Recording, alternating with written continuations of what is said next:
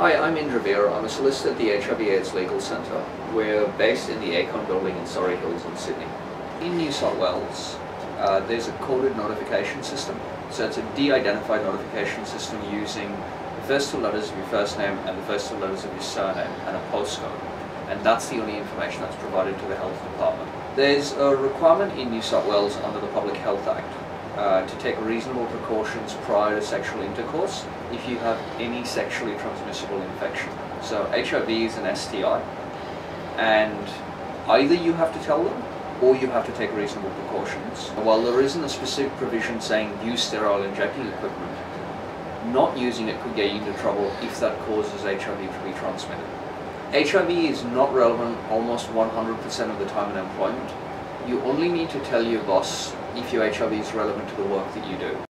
So to explain, in New South Wales there are only 3 professions really where disclosure has to take place. One is if you're a healthcare worker and you perform what are known as exposure-prone procedures.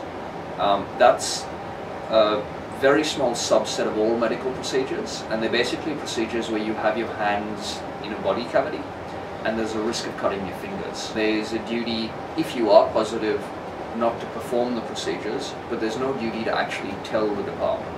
The other profession where HIV is relevant is if you're a commercial pilot. Finally, Defence Forces. Defence Forces have an occupational restriction on people with HIV serving, but we're hopeful there might be some change in relation to that sometime soon. And if you're a serving member and you want to do something about that, you should contact us. The other instance in employment where it could be relevant is where you're trying to get accommodation from work. So maybe you have to take a couple of sick days or something like that, or you want to take over and above your entitlements, you need some accommodation at work. At that point you can tell your employer that you have a disability or you have a chronic medical condition and you require accommodation in your workplace. Because HIV is considered a disability under the Anti-Discrimination Acts, an employer actually has to give you accommodation for your disability as long as it's not too expensive for the employer. If you are going to tell your employer, then there are certain things you can do to protect yourself in the event that the employer does something with that information later on that you're not happy with. So there are ways of providing that information that build in extra protections. You need to tell Centrelink if it's relevant to what you're seeking from Centrelink. So for instance, if you're applying for a disability support pension, and one of the reasons you're applying for it is something arising from HIV, then you obviously need to tell Centrelink. If you're claiming New Start and the HIV's got nothing to do with anything, then you don't need to tell Centrelink. You don't have to tell police that you're HIV positive. If you've been taken into remand and you need to get your meds, then you're going to have to tell police about your HIV so that they can organise for you to get your meds. But in connection with a crime, no. The medical services that you get in jail, they're being provided to you by a medical professional. And the same duty of confidentiality that applies if you were seeing a GP, down the road, the same duties of confidentiality apply to the medical services you're getting in prison. So no, they shouldn't be telling anyone else. And if you don't want to tell anyone and you're just telling your medical professionals, then it should stay private. Different countries have different restrictions around HIV. Some countries have restrictions for short-term entry. Some have restrictions for both short and long-term entry.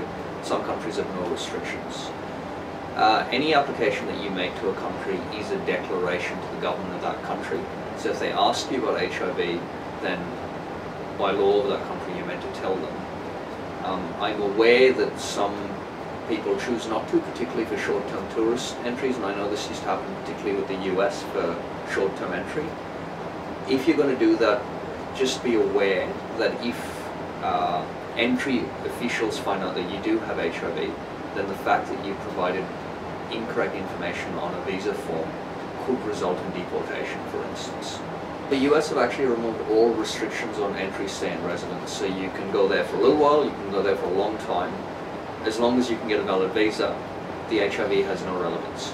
There are migration options for people with HIV in Australia, and we provide migration advice for people with HIV who want to remain here. Australian entry requires you to have a partner generally, or to have specific skills, and the only other real option is humanitarian entry.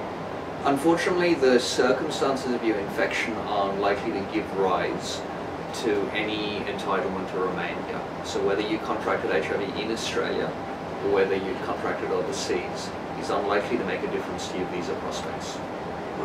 The way health insurance works in Australia is that you get cover regardless of whether you have any pre-existing medical conditions or not. The only limitation is that you can't claim on the pre-existing medical condition for the first 1 year. So I'm assuming glasses and dental weren't related to HIV, and in any event, if you made the claim more than 1 year after getting your insurance, it doesn't matter. There aren't any privacy laws that protect interpersonal relationships. So your doctor or your employer may have duties in relation to confidential health information they get from you.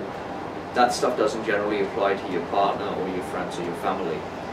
If the way in which your partner is doing it is harassing or intimidatory, you could get what's called an AVO, for instance, an apprehended violence order. Discrimination is something that we feel very strongly about, and it's something we want to empower people to do something about. If you believe you've been discriminated against, you should call us, and we will hopefully be able to help you. I strongly recommend that you talk to us or get decent legal advice. Call HALC, make an appointment, and we'll be able to give you some advice.